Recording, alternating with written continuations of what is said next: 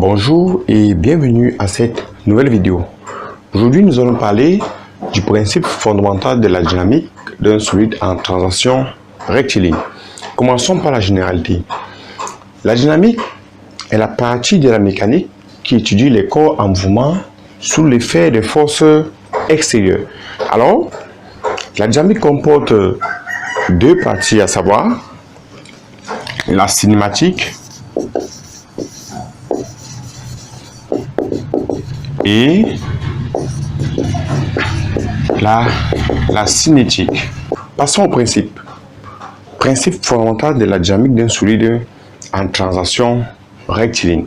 Considérons dans un repère R un solide S en mouvement de translation rectiligne sous l'action de plusieurs forces extérieures.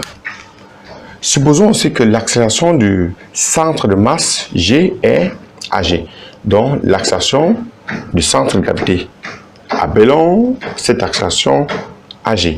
Alors, le principe fondamental de la dynamique en translation s'écrit somme des forces extérieures égale à la masse multipliée par l'accélération du centre de masse du solide. Ici, ceci représente la résultante des forces extérieures en newton. Alors, AG représente l'accélération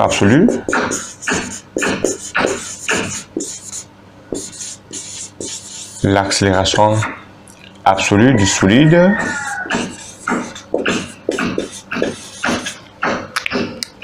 en mètres par seconde au carré, et M ici représente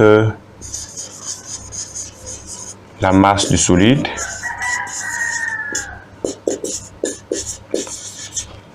en kilogrammes. Donc, le principe fondamental de la dynamique pour un solide en translation rectiligne est résumé par cette équation. La somme des forces extérieures appliquées à ce solide sera tout simplement égale à la masse multipliée par l'accélération du centre de gravité ou l'accélération du centre de masse de ce solide. Alors, nous avons aussi une petite remarque très pertinente. Nous constatons que quoi? Si la translation est rectiligne uniforme, cela veut dire que l'accélération est nulle. Alors, dans ce cas, nous aurons l'accélération du centre de masse sera égale au vecteur nul, ce qui veut dire que le principe fondamental de la dynamique devient ceci: somme des forces extérieures sera égale au vecteur nul. Alors, ainsi résumé ce principe fondamental de la dynamique d'un solide en translation rectiligne. Passons à l'exemple 1. Un système de cordes et de poulies est utilisé pour lever une charge de 200 kg avec une accélération constante. Sachant que l'opérateur développe un effort de 5000 Newton et que G ici, qui représente l'accélération de la pesanteur, est égal à 10 newtons par kilogramme, on nous demande de déterminer, pour un premier cas, l'accélération de la charge, et pour un deuxième cas, on nous demande de déterminer la vitesse maximale de la charge, sachant que la hauteur de levée est de 20 mètres. Voici le système en question. Donc ici, ça c'est la corde. Et là, c'est la poulie. La corde est reliée à la masse. Voici la masse qui doit être levée à travers cette corde. Alors, l'opérateur exerce une action mécanique T qui mettra cette poulie en rotation autour de cet axe. Lorsque cette poulie sera en train de roter, alors c'est ainsi que cette masse sera élevée. Alors, Premièrement, on nous demande de déterminer l'accélération de cette charge. Nous allons appliquer le principe fondamental de la dynamique. On commence par faire comment? Par isoler cette charge. En isolant cette charge, nous aurons un solide en équilibre sur l'action de deux forces, à savoir le poids et ici la tension, parce que nous avons considéré que ce filet inextensible, c'est-à-dire la tension qui se trouve là, est la même tension qui se trouve de ce côté. Alors, en appliquant le principe fondamental de la dynamique, nous aurons la somme des forces extérieures appliquées à cette charge égale la masse multipliée par quoi? L'accélération du centre de masse. C'est-à-dire ici, nous avons deux forces, c'est-à-dire nous aurons P plus T, c'est égal à M multiplié par AG.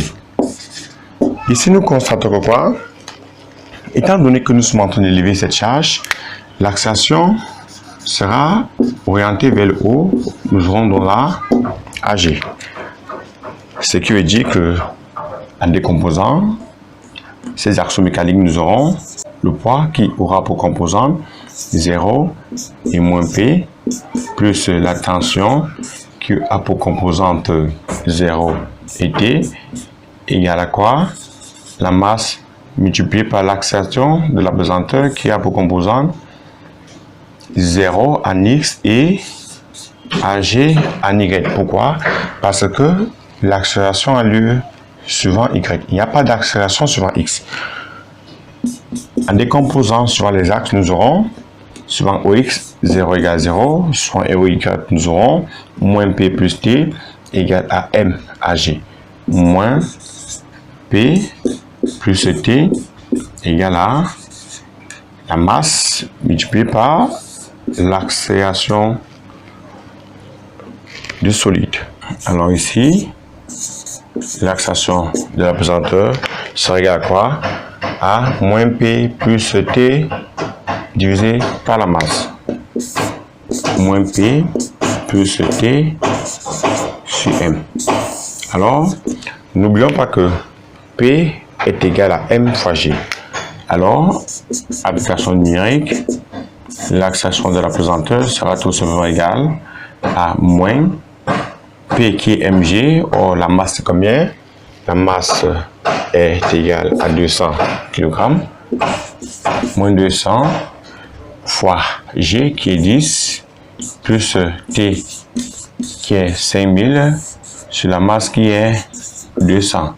Nous obtenons AG est égal à 15 mètres par seconde au carré. Maintenant, nous allons déterminer la vitesse maximale de levée de la charge. Puisque à l'instant initial, la charge est à cette position, nous aurons une vitesse V0 qui est égale à 0. Et à la position finale, la charge ici, on a une vitesse V finale qui est égale à quoi en quoi? Égale à V max. En appliquant donc nos équations de cinématique, nous aurons ceci, la vitesse finale au carré moins la vitesse initiale au carré est égale à 2 fois l'accélération du solide multiplié par quoi? Par H. H ici représente delta X, c'est-à-dire la variation de hauteur. Or, ici on constate quoi? Or, la vitesse initiale, c'est V0 qui est égal à 0. Or, V initial égale à 0, cela veut dire que quoi? La vitesse finale égale encore à la vitesse maximale au carré égale à 2 fois l'accélération fois la hauteur. Ce qui veut dire tout simplement que V max égale à racine carrée de 2 fois l'accélération multipliée par la hauteur. en application numérique, nous aurons V max égale racine carrée de 2 fois combien? 2 fois 15 fois 20. Parce que quoi? La hauteur a été donnée 20 mètres. Nous obtenons combien? 24,49 mètres par seconde. 24,49 mètres par seconde. Maintenant, nous passons à l'exemple 2.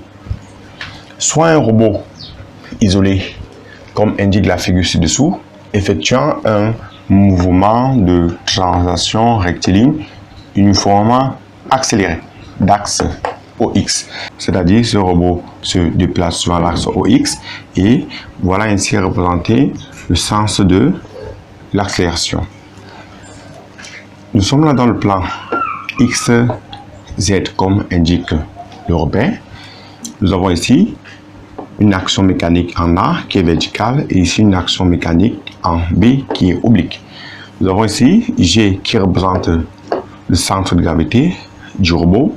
Nous avons ici le poids P du robot et là c'est l'accélération du centre de masse. Étant donné que le robot se déplace vers la droite, alors l'accélération du centre de masse sera aussi orientée vers la droite, comme indique la figure ci-contre. On donne la masse du robot, 2000 kg.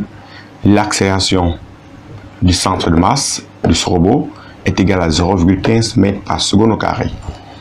On nous demande de déterminer les composantes de P, puis d'effectuer l'application numérique.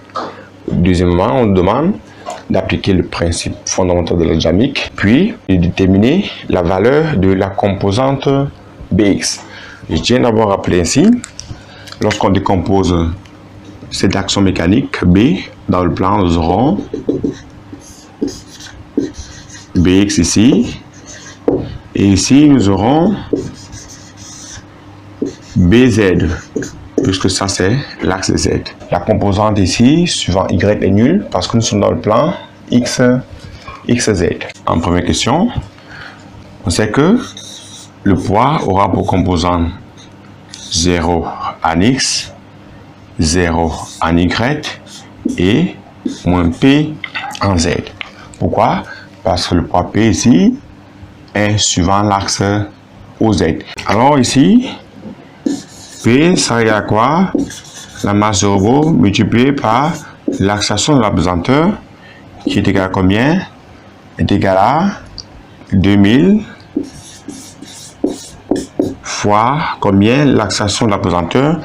Nous prenons comme accélération de la pesanteur 10 newtons par kilogramme, ce qui nous donne une valeur de combien? De 20 newtons. Cela veut donc dire que P aura pour composante X0, Y0 et Z moins 20 000. Puisque là, c'est en newton. Alors, on passe à la deuxième question. Deuxièmement, qu'est-ce qu'on demande? On demande de déterminer la composante Bx en appliquant le principe fondamental de la dynamique. Très simple. On dit tout simplement la somme des forces extérieures égale à quoi? À M1, MAG. Ce qui veut dire que nous aurons quoi? Ici, on a combien de forces? Nous avons 3 forces. La force en A, la force en B et le poids. Nous aurons A plus B plus P égale à M MAG. Maintenant, nous allons décomposer ces actions mécaniques. Nous aurons l'action mécanique en A, en X c'est 0, en Y c'est 0 et en Z c'est la composante A. En X 0, en Y 0 et en Z A, plus l'action mécanique en B. En B, nous aurons Bx 0 et BZ. Puisque nous sommes dans le plan XZ, la composante en Y est nulle. Nous aurons alors BX, 0 et BZ. Plus le poids. Le poids aura pour composante 0, 0 et moins P souvent Z que nous venons de déterminer. Égal à quoi? La masse multipliée par l'accélération du centre de masse du robot, AG 0, 0. Là, en Y et en Z, c'est 0 parce que le robot se déplace sur l'axe OX. En faisant donc la décomposition sur l'axe OX, nous obtenons tout simplement 0 plus BX égale à MAG.